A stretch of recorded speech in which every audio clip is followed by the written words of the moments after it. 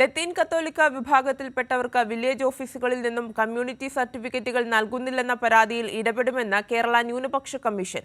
സംസ്ഥാനത്ത് പലയിടങ്ങളിൽ നിന്നും പരാതികൾ ലഭിച്ചിട്ടുണ്ടെന്നും കണ്ണൂരിൽ നടന്ന സിറ്റിംഗിന് ശേഷം കമ്മീഷൻ അംഗം പി റോസ പറഞ്ഞു.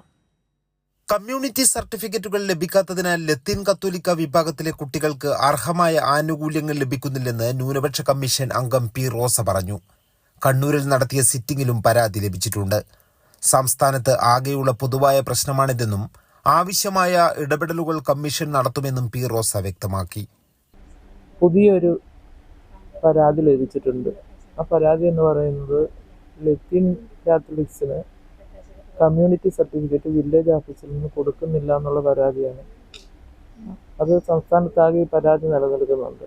അതുകൊണ്ട് തന്നെ അതിനാവശ്യമായ ഇടപെടൽ നടത്താൻ വേണ്ടി കമ്മീഷൻ തീരുമാനിച്ചിട്ടുണ്ട്. അവർക്ക് അർഹതപ്പെട്ട ആനുകൂല്യമാണ് കമ്മ്യൂണിറ്റി സർട്ടിഫിക്കറ്റ് ലഭിക്കുക എന്നുള്ളത്. കണ്ണൂരിൽ നടന്ന കമ്മീഷൻ സിറ്റിംഗിൽ പരിഗണനയിൽ വന്ന 12 പരാതികളിൽ ഒരെണ്ണം തീർപ്പാക്കി.